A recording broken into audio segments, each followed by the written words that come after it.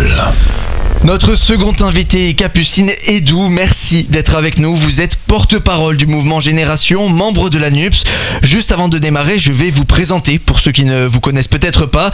Vous avez notamment été directrice du Centre Asie-Pacifique Afrique Moyen-Orient au sein de la Direction internationale de Sciences Po. Si vous n'avez jamais été élu, vous n'en êtes pas à votre première campagne. Déjà, lors des législatives de 2012, vous aviez bataillé dans les bastions de la droite.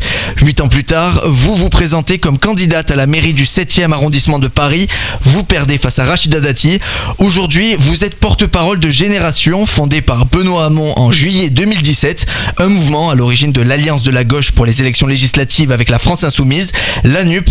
Maintenant que les présentations sont faites, Adrien Hardy, je vous laisse avec Capucine Edou. 25,7% pour la NUPS au premier tour des élections législatives, c'est clairement une victoire.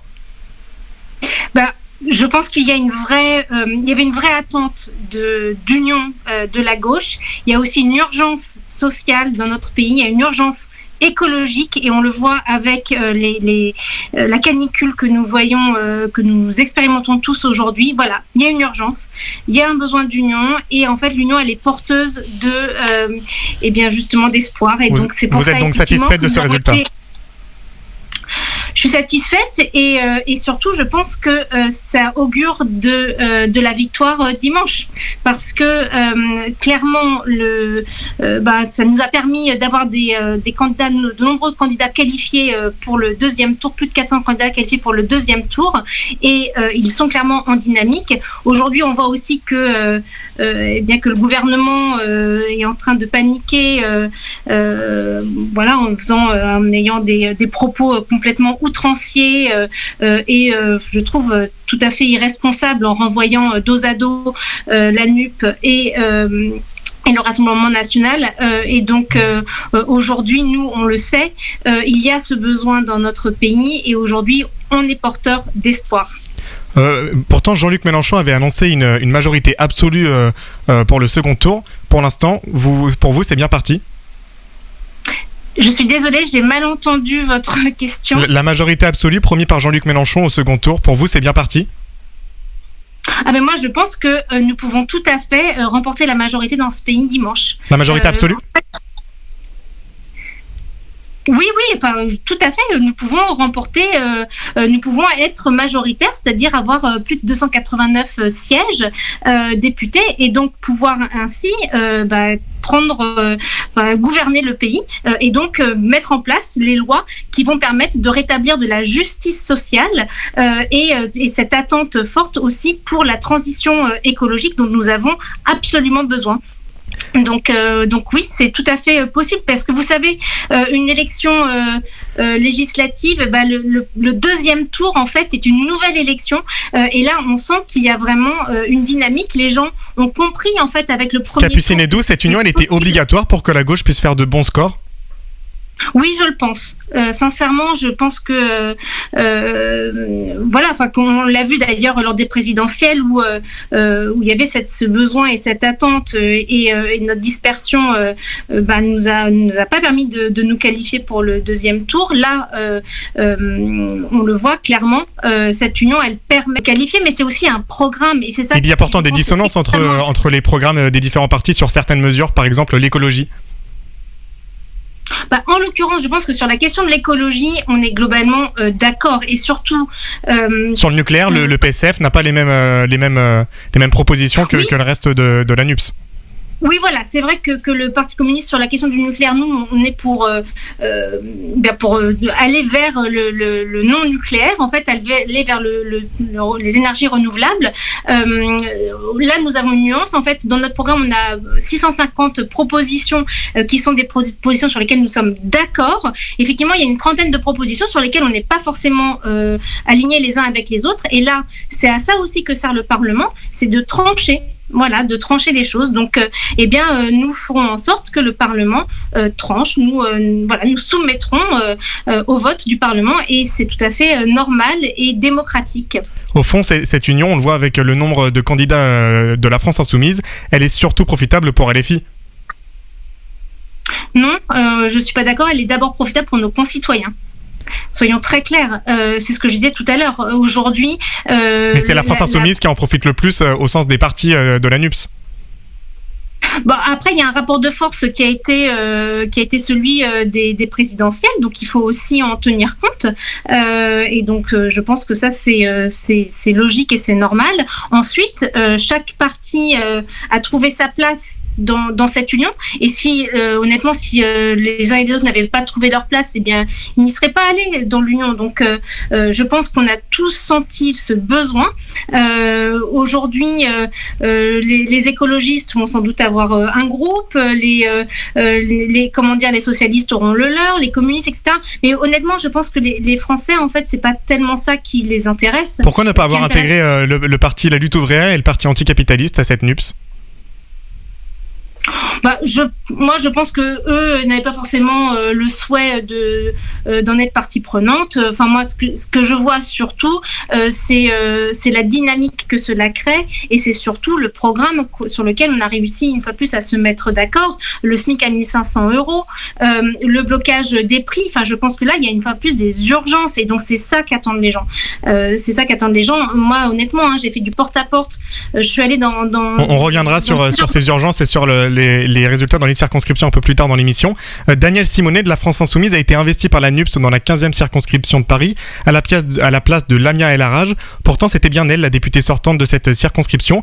Et tous les députés sortants ont été réinvestis, sauf elle. Pour quelle raison elle n'a pas été réinvestie, Lamia El Harraj ? Moi, vous savez, j'ai pas tellement envie d'entrer dans ces jeux de négociation, etc.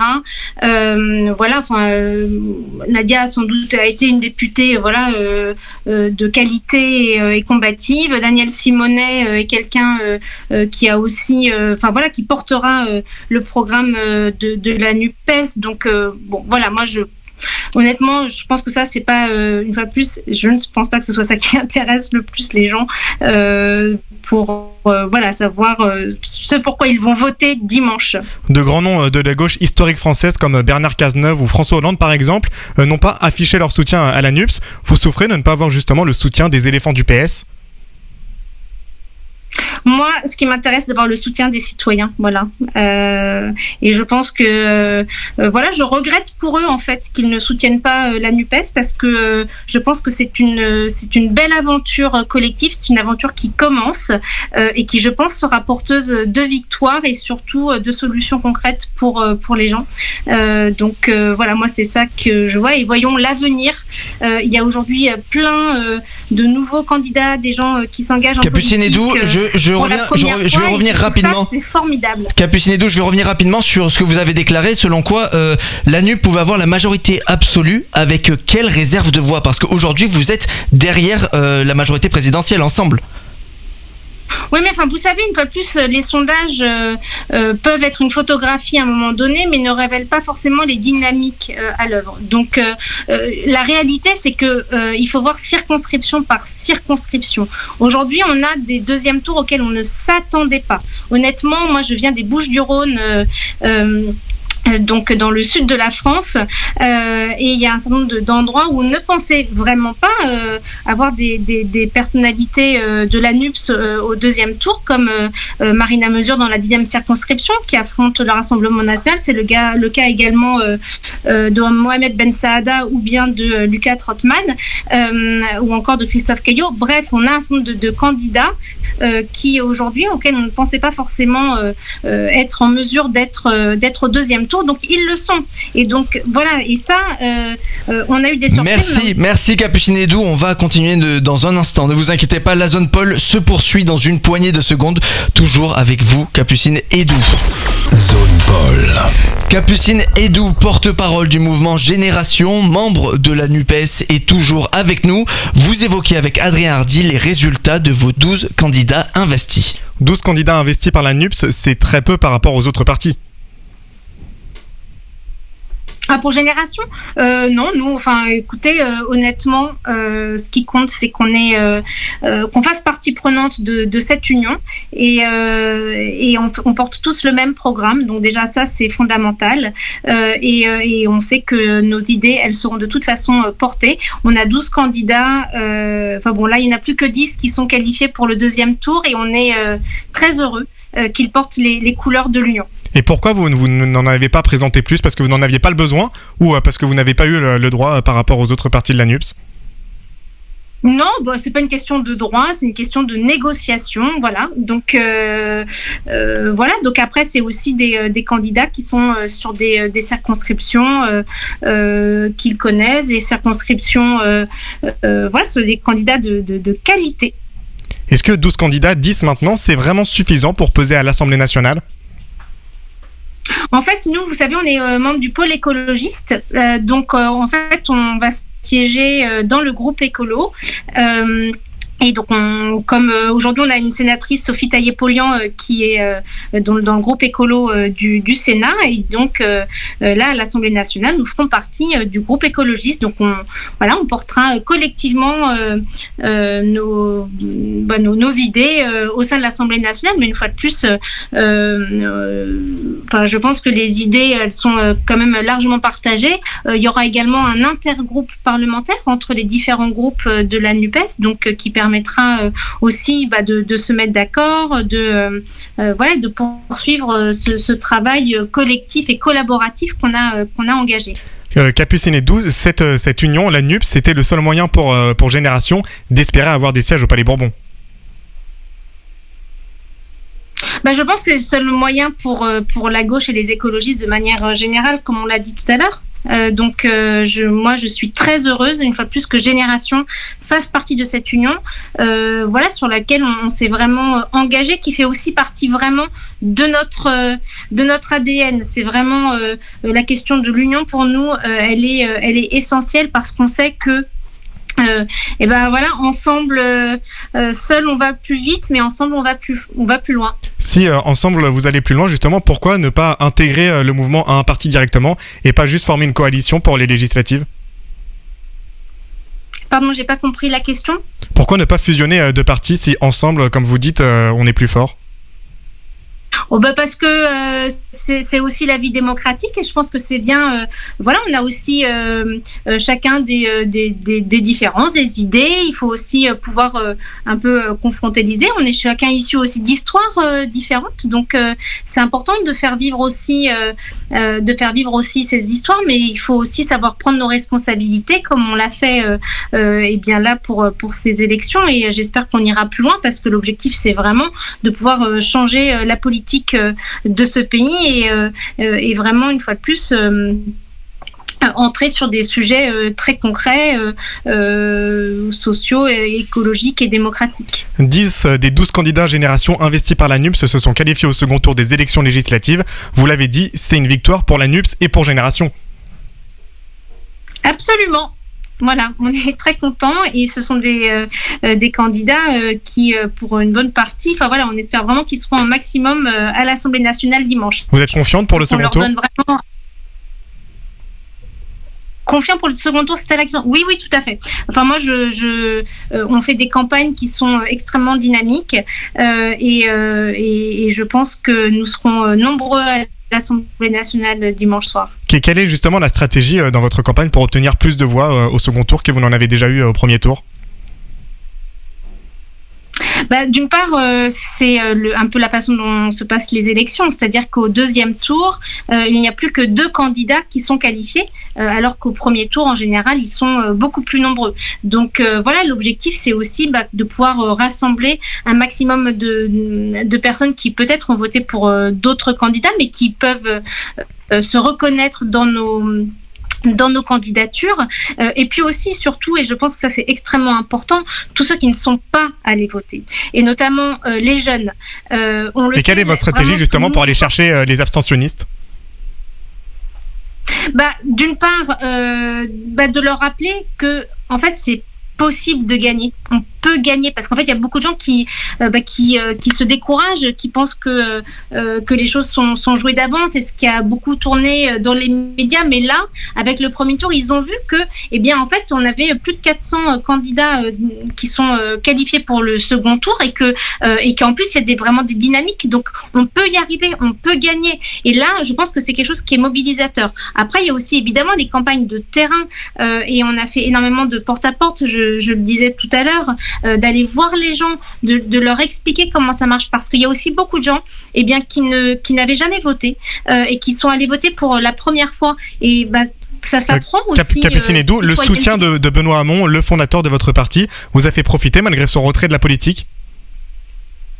Moi, je pense que Benoît Hamon, il symbolise beaucoup de choses pour nos concitoyens. C'est quelqu'un qui est porteur déjà d'un profond humanisme, et puis aussi qui a su mettre sur le devant de la scène voilà les sujets qui sont liés à la justice sociale. Bon, nous, on était porteurs du revenu universel avec pourtant il n'a fait que 6% à la présidentielle en 2017.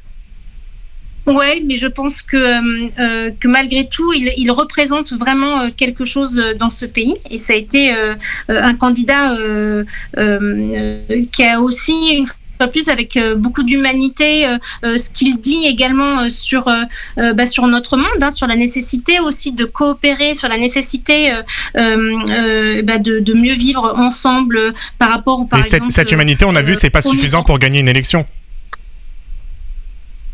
Non, mais je pense que Benoît Hamon, c'est quand même une figure importante de la gauche dans notre pays, et c'était très bien qu'il puisse soutenir nos candidats. Sauf qu'aujourd'hui, depuis le départ de Benoît Hamon, depuis le retrait de Benoît Hamon de la vie politique, Capucine Edou, Génération, personne n'en entend parler. Là, on entend parler de vous grâce à l'accord de la NUP, mais personne n'entend parler de Génération tous les jours.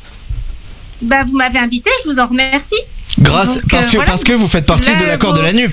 C'est ça aussi, c'est pour être honnête avec vous, ça reste un argument, parce que vous faites partie de cet accord.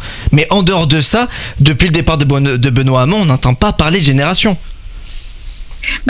Ça, c'est peut-être dans certains médias nationaux, etc. Je peux vous dire qu'on a de nombreux élus de terrain et sur les territoires qui travaillent, qui font la différence, qui sont connus de nos concitoyens. Donc voilà, après, ça dépend effectivement peut-être de notre implantation. On n'est pas ce qu'on appelle un grand parti, on a une histoire extrêmement récente.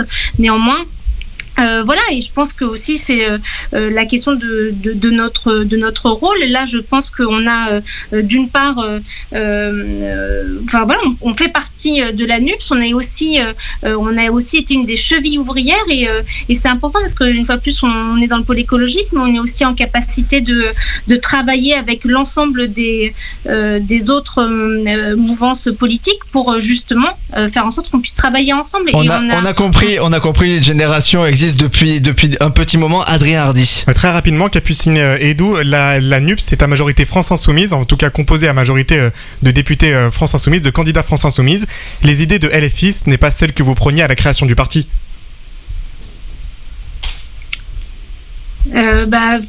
Comme je le disais tout à l'heure, chaque parti a son histoire. Après, on fait partie du même camp. C'est le camp de la gauche, c'est le camp du progrès social, de la justice, le camp du climat et de la transition écologique. Donc, je pense que vraiment sur les grandes valeurs, on se retrouve. Après, une fois plus, on peut avoir des nuances sur des sujets. Sur les grandes valeurs, Génération, la gauche se retrouve. Merci d'avoir été avec nous, Capucine Edou. Je rappelle que vous êtes porte-parole du mouvement Génération qui fait partie de la NUP. Zone Paul.